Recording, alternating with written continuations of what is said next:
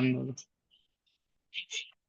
Saya ulangi lagi bahwa konteks itu adalah segala sesuatu yang dapat memperjelas makna. Jadi konteks ini tidak dibatasi, teman-teman. Apakah bentuknya seperti apa, wujudnya seperti apa, itu kita tidak batasi.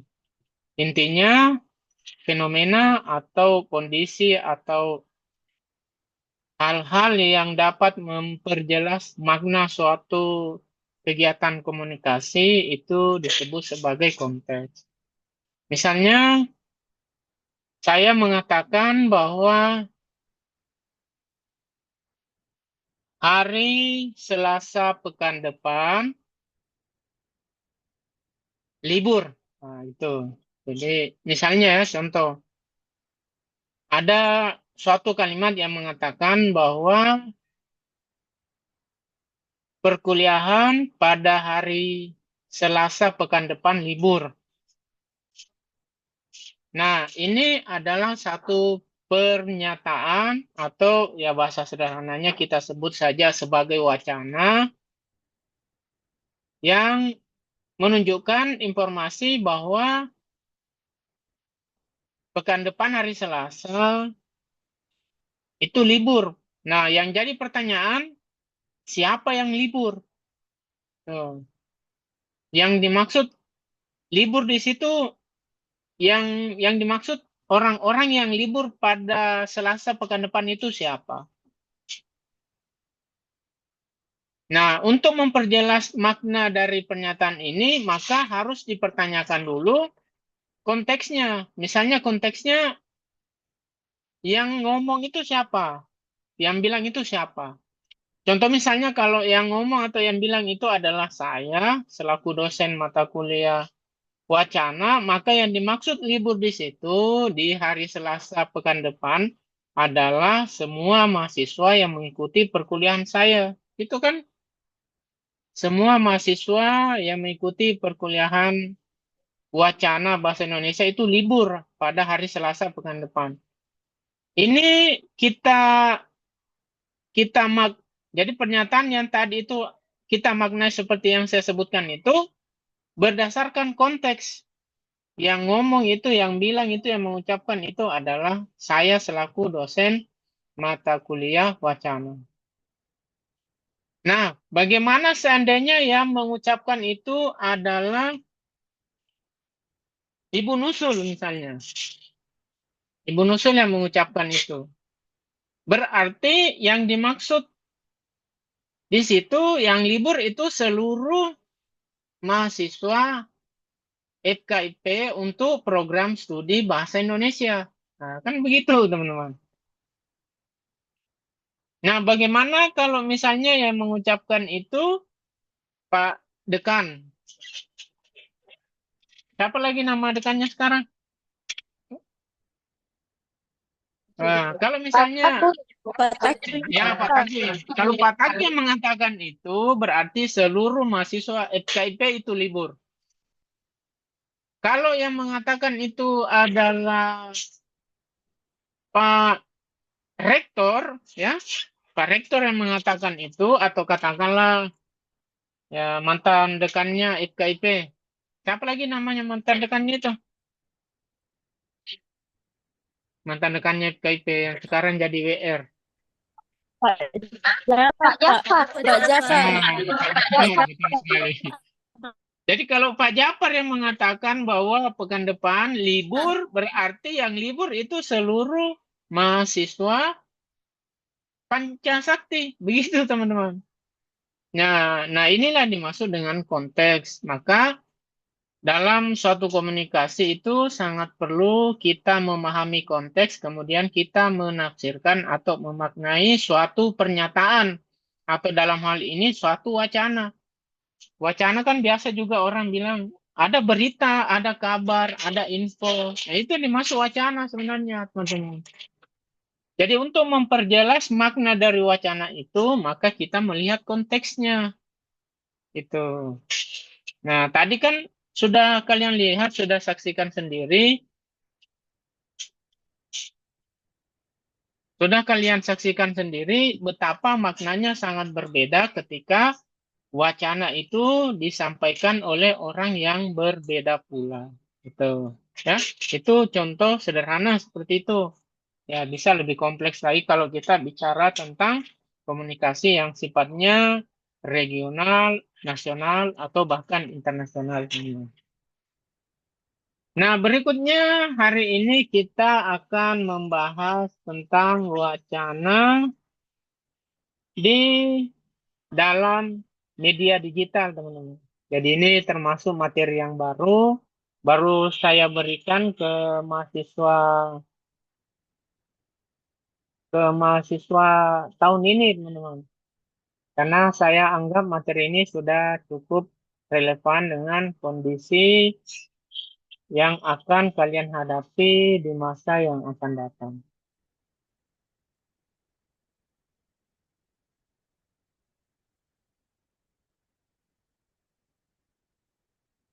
Wacana dalam media digital. Media digital adalah ruang utama berkembangnya wacana baru, ciri utama multimodalitas dan kecepatan distribusi.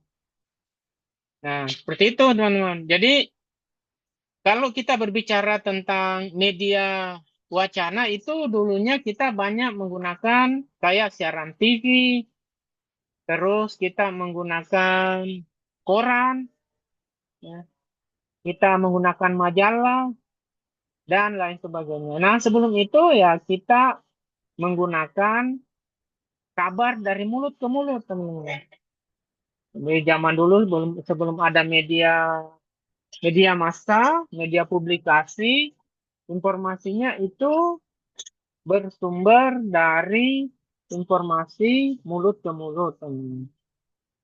Nah, jadi ya ada keterbatasan secara space atau wilayah.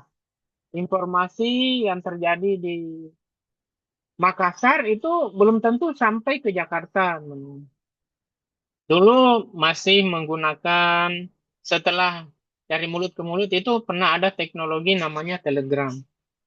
Di telegram ini dikirim huruf-huruf melalui alat tertentu mengirim frekuensi ke suatu wilayah kemudian ditangkap di sana dalam bentuk bunyi-bunyi atau suara. Kalau tidak salah dia itu menggunakan Morse namanya. Jadi Morse ini menggunakan simbol titik garis yang itu akan mewakili suatu huruf. Di bagian ini pertahanan dan keamanan mereka masih menggunakan itu. Nah, seperti itulah saking lambatnya apalagi saking lambatnya informasi itu disampaikan. Sekarang sudah zaman teknologi, informasi begitu kita ucapkan, kita sampaikan, langsung menyebar ke seluruh dunia, teman-teman. Jadi bukan sejarah nasional, bahkan mendunia itu apa yang kita sampaikan atau kita publikasikan melalui media medsos kita misalnya. Kita posting di YouTube, posting di IG, Instagram, itu mendunia, teman-teman. Hanya saja ya, kan ada namanya algoritma. Algoritma ini dia yang akan mengatur, mengendalikan distribusi informasi itu. Jadi kalau misalnya kita menyampaikan satu informasi, kemudian informasi itu tidak dipeduli, tidak digubris oleh orang-orang Amerika, informasinya tidak sampai ke sana. Tapi kalau mereka menggubris, maka algoritma maksudnya dengan virtual intelijensi atau kecerdasan virtual teknologi digital itu dia mengirim informasi link atau tautan ke Amerika gitu. Nah, ini erat kaitannya dengan algoritma. Jadi algoritma begitu cara kerjanya. Contoh misalnya algoritma itu kalian misalnya masuk ke marketplace, kemudian Anda mengetik di situ skincare misalnya. Anda ketik skincare, kemudian lihat di situ berbagai jenis skincare. Besoknya kalian ketik lagi skincare. Nah, lihat lagi. Nah, biasanya ketika Anda membuka marketplace itu sebelum Anda mengetik skincare sudah ada iklan skincare di situ. Nah, ini yang dimaksud dengan algoritma, teman-teman. Nah, bahkan Google itu dia mempunyai kemampuan untuk memata-matai kita, teman-teman. Jadi Google itu di HP kita itu dia punya telinga yang selalu standby dan walau-walau apakah ada, tapi saya kira untuk video tidak ya mereka. Tapi untuk suara itu ada, teman-teman. Jadi meskipun kita tidak membuka Google, tapi kita punya akun Google, maka handphone kita itu menyimak. Ya, handphone kita menyimak, teman-teman. Jadi ketika berbicara, dia menyimak itu. Nah, yang dia simak itu nanti disesuaikan dengan algoritma. Misalnya tiap hari kita suka membicarakan tentang satu film misalnya yang lagi tren sekarang, film Jumbo, film animasi Indonesia yang meraih meraih jumlah penonton yang berjuta-juta, teman-teman. Dianggap sebagai animasi tersukses hingga saat ini, maka biasanya Google akan mendengar itu dan membuatnya sebagai satu algoritma yang ketika kalian membuka TikTok, membuka Facebook, membuka YouTube, maka yang muncul informasi tentang film animasi Jumbo itu. Nah, ini masuk dengan algoritma, teman-teman. Jadi memang waspada juga ketika menggunakan handphone. Jadi kalau misalnya kalian menggunakan mesin pencari, ya hati-hati risikonya begitu. Kapan Anda mengetik sesuatu di situ, maka langsung terdeteksi sebagai bagian informasi yang nanti menjadi algoritma dari Google itu misalnya. Apa sebenarnya yang dimaksud algoritma itu? Bahasa sederhananya algoritma itu dia adalah semacam magnet, teman-teman, gitu. Artinya dia akan menarik. Nah, misalnya dia adalah satu besi yang sifatnya itu dia akan menarik. Dia adalah besi yang mengandung kekuatan untuk menarik. Nah, ini besi adalah medianya. Kekuatan untuk menarik itu namanya algoritmanya yang didapat dari informasi yang saya sebutkan tadi, mesin pencari dengan ketika dia mendengarkan, menyimak melalui handphone kita. Nah, ini yang memiliki daya tarik, kemudian dia menarik hal-hal lain itu untuk menempel di magnet tersebut. Itu algoritma begitu, begitu modelnya. Jadi kalau kita sering membuka hal-hal negatif di handphone kita, maka yang muncul itu berita-berita negatif juga. Nah, kayak saya misalnya, saya suka membuka berita-berita, membuka postingan-postingan yang berkaitan dengan filsafat, pendidikan. Ya, kadang saya juga buka-buka tentang musik ya. Nah, akibatnya ketika saya membuka medsos saya, biasanya yang muncul itu. Jadi postingan-postingan yang sifatnya filsafat itu biasa muncul. Nah, bahkan iklan juga, teman-teman. Iklannya itu berkaitan dengan filsafat, misalnya semacam webinar berbayar berkaitan dengan filsafat atau aplikasi yang berkaitan dengan filsafat itu atau buku yang berkaitan dengan filsafat muncul di beranda saya.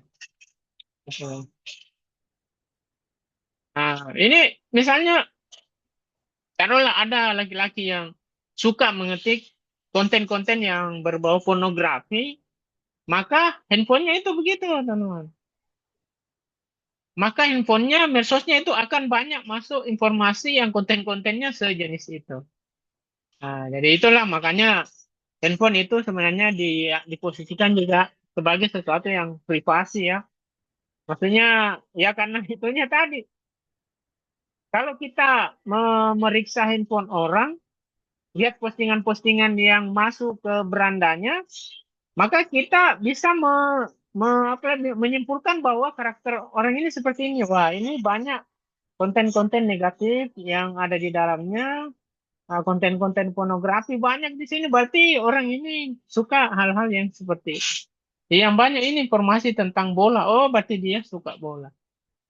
Itu, teman-teman. Ini masuk dengan algoritma ya. Nah, selanjutnya dia multimodalitas. Multimodalitas itu maksudnya dia bisa mengakomodasi sense kita secara multi. Multi artinya tidak satu ya. Maksudnya begini, wacana dulunya itu hanya tertulis saja teman-teman, atau dalam bentuk cerita saja. Nah, sekarang itu multimoda namanya. Multimoda itu artinya informasi yang bisa disampaikan ke orang dengan berisi suara, berisi gambar, teman-teman. Dan gambarnya itu animasi lagi bergerak. Itu namanya multimoda. Jadi begitu kita kasih informasi, dikasih video, dikasih latar belakang suara atau video berita itu memang yang kita kita share atau kita bagikan sesuai dengan rekaman suara dari informasi yang ingin kita bagikan itu, teman-teman. Nah, jadi itulah contoh dari wacana-wacana dalam media digital. Contoh misalnya kita mau membahas sedikit tentang ijazah palsu, apalagi wacana tentang ijazah palsunya Jokowi. Nah, kita ketika membahas itu, ya kita munculkan di situ beberapa, misalnya ada contoh ijazah beserta fotonya Pak Jokowi yang konon dianggap itu fotonya Pak Jokowi. Ada juga kita share ahli IT-nya Indonesia sedang berbicara di situ. Ya, ada juga kita share beberapa foto-foto yang terkait itu, misalnya foto skripsinya, tuh, foto foto rombongannya, foto teman kuliahnya Pak Jokowi. Nah, ini namanya multimoda. Jadi bukan hanya dalam bentuk bunyi saja, tetapi ada visualnya juga. Nah, artinya sekarang membuat wacana itu ya hendaknya seperti itu, teman-teman, di media massa. Dia harus multimoda. Bukan harusnya sebaiknya multimoda gitu, teman-teman. Kan sekarang itu tetap ada yang dalam bentuk suara saja seperti podcast. Kayak podcast itu dia biasanya eh, ada aplikasi yang saya lupa aplikasinya, teman. Jadi ada aplikasi itu yang dia kayak radio saja. Harus seperti itu. Nah, cuma kan bagi orang yang dia visual juga, auditori juga, maka biasanya dia lebih suka informasi atau wacana-wacana yang disertai gambar. Nah, itulah kalau kita membuat semacam wacana ya kita ya wacana-wacana digital ya itu yang harus diperhatikan. Nah, selanjutnya karakteristik wacana digital itu selain yang saya sampaikan tadi itu ada beberapa hal lain lagi selain tadi ya modalitas, multimodalitas sudah saya jelaskan di awal tadi. Kemudian hypertekstualitas. Jadi wacana wacana itu untuk di apa lagi? Di media digital itu dia berupa hypertekstualitas, teman-teman. Nah, ada kata hypernya di.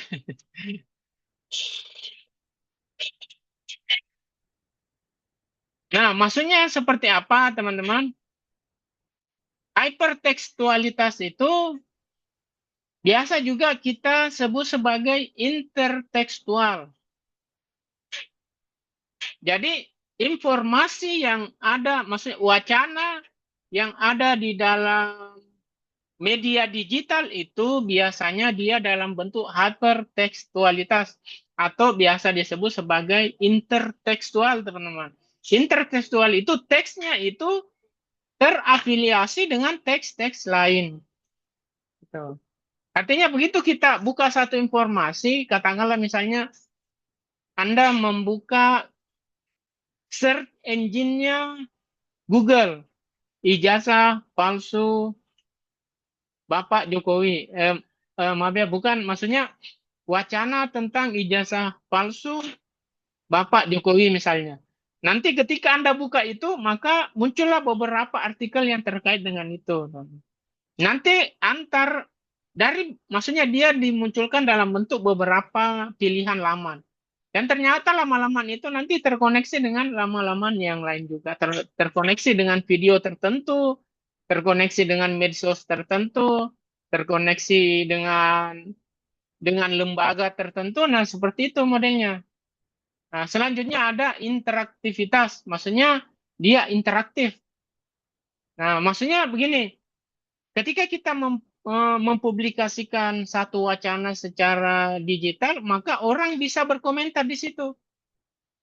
Ada yang memuji, ada yang membenci, ada yang mengomentari negatif, ada yang tidak, yang ya katakanlah dia no comment, ya. Ada juga yang sampai me- mengkritisi dengan sangat keras. Nah, seperti itu. Jadi kalau dulu kan dalam bentuk koran, koran di-share, orang baca koran itu, dia ada protes, yang ngomong sendiri saja. Atau sebatas ada di hati dengan kepalanya.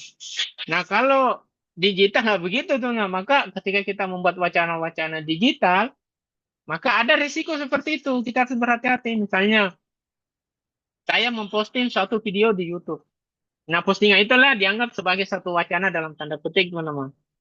Nah, kemudian kan banyak berkomentar di bawahnya, memberikan komen. Atau saya membuat satu wacana di Facebook saya. Saya memposting satu teks di beranda saya, teman-teman. Kemudian itu dikomentari, ada bahkan yang like, ada yang share juga, ada yang dislike mungkin, ada yang mengomentari negatif, ada yang mengomentari positif, ada yang mengomentarinya itu sekedar bercanda dan lain sebagainya.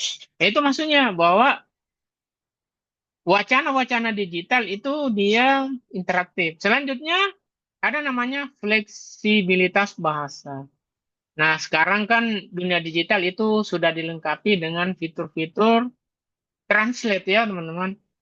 Jadi dalam bentuk bahasa apapun itu bisa ditranslate dulu oleh Google, kemudian di-share ke negara itu. Ya, taruhlah misalnya ada postingan dari Amerika, karena di Amerika dia berbahasa Inggris, kemudian ketika dia di-share ke orang-orang Indonesia itu oleh Google ditransfer dulu dalam bentuk informasi berbahasa Indonesia. Nah, jadi dulu ya kalau kita membuat wacana ya harus jelas sasarannya. Kalau internasional ya wacanamu dalam bentuk bahasa Inggris. Kalau kedaerahan regional ya bagus kalau ada bahasa daerahnya. Kalau nasional ya gunakan bahasa Indonesia gitu. Maka ya seperti itulah karakteristik dari wacana digital itu. Berikutnya ada namanya fragmentasi teks, teman-teman. Ada namanya fragmentasi teks.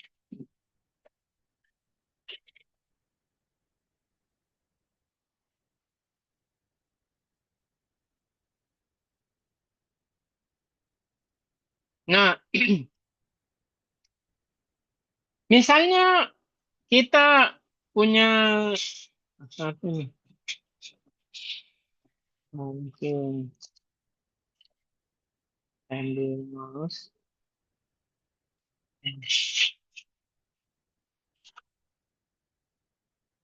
Ya, saya ambil ini contoh misalnya, teman-teman. Saya punya AirPods seperti ini, ya, punya AirPods seperti ini. Ini kan satu kesatuan ini, teman-teman. Ini satu kesatuan ini. Ini masuk dengan satu kesatuan AirPods ini. Tapi dia terdiri atas beberapa bagian sebenarnya. Artinya ini meskipun satu kesatuan itu sebenarnya bisa dipecah-pecah. Nah, misalnya kan taruhlah ada casing atasnya seperti ini ya, ada casing atasnya di sini, ada penutupnya seperti ini ya. Nah, ada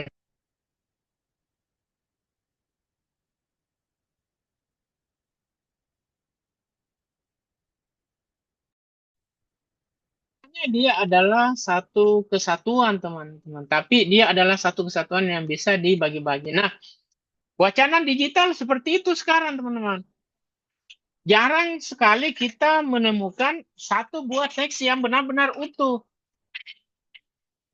Itulah sebabnya juga kita harus belajar di kampus, didampingi oleh seorang dosen ketika mempelajari satu mata kuliah. Karena jarang sekali kita menemukan informasi di internet itu yang sifatnya utuh, teman-teman. Jadi dia biasanya mengambil fragmen-fragmen saja. Dia hanya mengambil fragmentasi saja. Maksudnya dia hanya mengambil satu bagian saja, tidak tuntas. Nah, ya, sebagai contoh misalnya kalau di Facebook ada namanya Reels. Jadi di situ kan sedikit sekali, di situ mungkin 3-4 detik mungkin. Nah, begitu maksudnya. Nah, jadi dia hanya mengambil bagian satu satu kesatuan itu dia ambil per bagian, dia dia pecah-pecah kemudian posting satu persatu. Jadi ya kalau kita mau memahami informasi itu secara utuh maka kita harus mengumpulkan dulu menyatukan fragmen-fragmen itu atau kita baca satu persatu fragmen itu, nanti selesai pembahasan barulah kita menyimpulkan. Tapi sekarang masalahnya tidak begitu ya teman-teman. Ya taruhlah kalian juga misalnya taruhlah misalnya kalian mempelajari tentang tentang materi apa ini? Taruhlah Anda misalnya mempelajari materi tentang bahasa Indonesia, materi bahasa Indonesia. Bahasa Indonesia itu kan bisa dipecah-pecah lagi, misalnya definisi bahasa, terus jenis-jenis bahasa, kemudian fungsi bahasa, kemudian sejarah perkembangan bahasa Indonesia. Nanti bagian ini bisa diperkecil lagi, teman-teman. Misalnya sejarah perkembangan bahasa Indonesia itu kita ambil sebelum kemerdekaan dan setelah kemerdekaan. Itu berarti itu masuk dengan fragmen-fragmen, teman-teman. Jadi di media digital begitu modelnya. Misalnya hanya mengambil dia memposting satu informasi tentang sejarah bahasa Indonesia sebelum kemerdekaan. Nah, ini bagian fragmen dari sejarah keseluruhan bahasa Indonesia. Itu, teman-teman. Itu namanya fragmentasi ya. Kemudian jenis wacana digital itu ada beberapa, teman-teman. Artinya kalau kalian mau membuat wacana digital, nah, buatnya seperti ini. Ada namanya blog atau website yang isinya itu berupa artikel atau esai.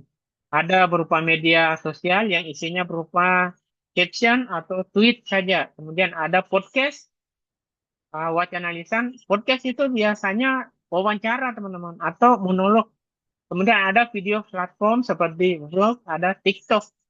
Jadi kita menyampaikan wacana kita dalam bentuk vlog. Vlog itu artinya eh, video video blogger ya, kira-kira begitu maksudnya. Vlog begitu maksudnya. Jadi dia ada dulu aplikasi atau website yang di-share oleh Google yaitu blog, teman-teman. Nah, di blog itu biasanya kita hanya mengetik beberapa informasi saja, kemudian kita share. Dan itu seolah-olah menjadi website milik kita. Jadi blog namanya blog. Nah, di blog itu seolah-olah itu adalah website kita. Bahkan nama websitenya itu pakai nama kita, cuma di bagian akhirnya itu setelah dot atau titik itu ada nama blognya. Nah, tapi isinya itu dalam bentuk teks, tulisan, atau file-file. Nah, kalau vlog itu orang yang membuat konten di YouTube, teman-teman. Atau dia men-share wacana informasi itu dalam bentuk video, namanya vlogger. Selanjutnya ada bentuk iklan digital berupa banner atau video ads. Video ads itu AdSense namanya ya. AdSense itu maksudnya iklan.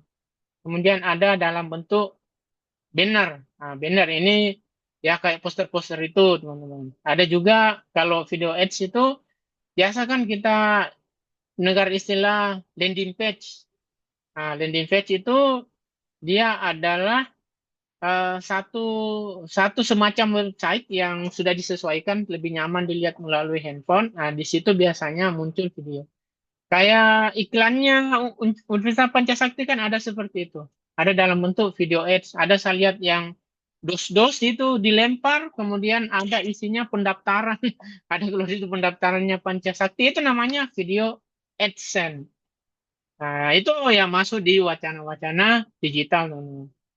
Kemudian contoh wacana digital di sini misalnya contoh caption, Instagram, belajar dari kegagalan bukan berarti menyerah, terus melangkah terus melangkah, sahabat. Nah, ini kemudian dia kasih hashtag motivasi dengan semangat. Ini hashtag ini sebenarnya yang nanti menyambungkan caption ini ke ke postingan lain atau ke caption yang lain, teman-teman. Jadi ke caption yang bernuansa motivasi atau semangat karena dia punya hashtag begini.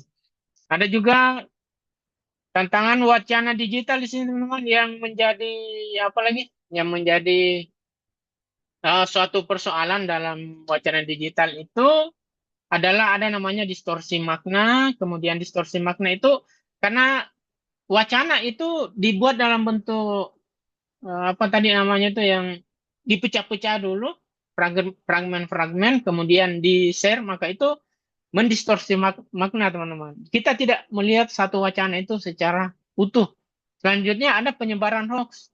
Nah, sekarang banyak banyak orang yang membuat video, membuat berita yang disertai dengan data-data, fakta-fakta yang seolah-olah itu adalah benar. Padahal hoax, teman-teman. Artinya data-data itu bisa dispekulasi, kemudian di-share bersama wacana itu, sehingga orang atau pemirsa itu menganggap itu suatu kebenaran pada sebenarnya hoax.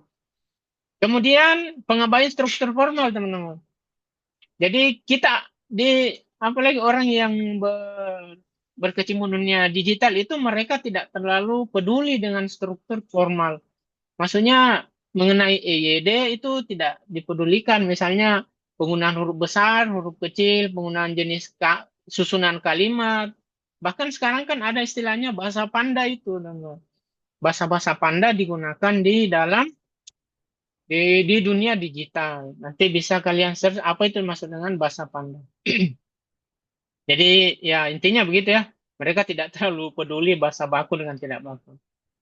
Nah, kemudian nanti untuk latihan kalian coba nanti dicek contoh wacana digital, kemudian Anda analisis, kohesi, koherensi, gaya bahasa, presentasi.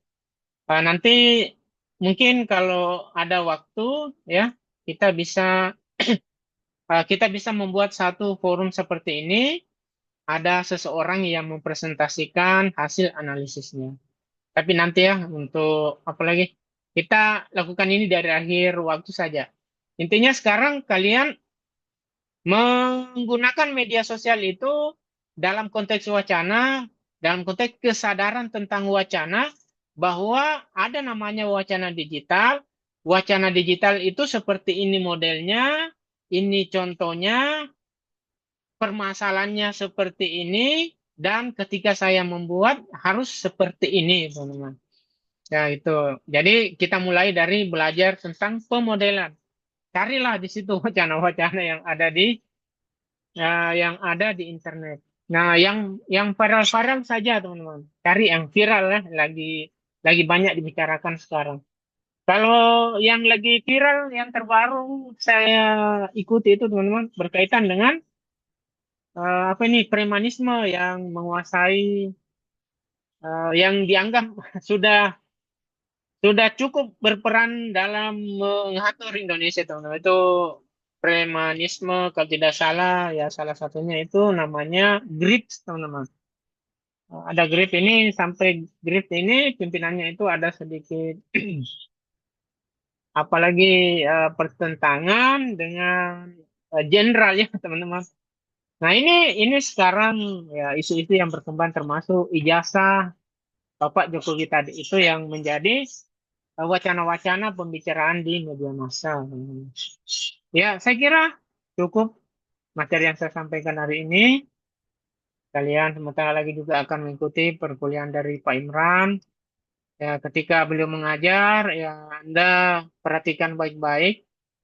Ya, karena meskipun dia itu senior saya, maaf, meskipun saya seniornya ini Pak Imran, tetapi saya banyak belajar dari beliau. Nah, dan waktu kuliah pun saya mengalami kondisi yang mirip dengan Pak Imran. Kondisinya itu rambut saya rontok juga, teman-teman. Jadi memang kalau kita banyak belajar itu membuat rambut kita rontok. Jadi Pak Imran itu sebenarnya ya pada dasarnya dia bukan orang yang kurang sehat sehingga rambutnya rontok.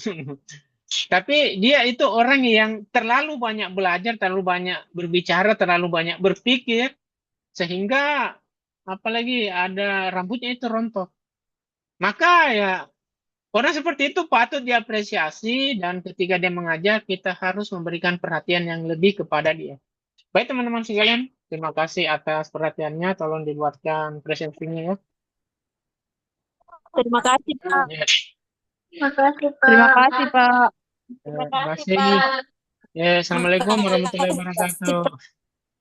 Waalaikumsalam warahmatullahi wabarakatuh. Terima kasih, Pak. Ya, Waalaikumsalam. Kesini nih cepat. Kesini mau koyak lain mau masuk Pak Imran supaya cepat pulang. Itu tadi toh. Ya.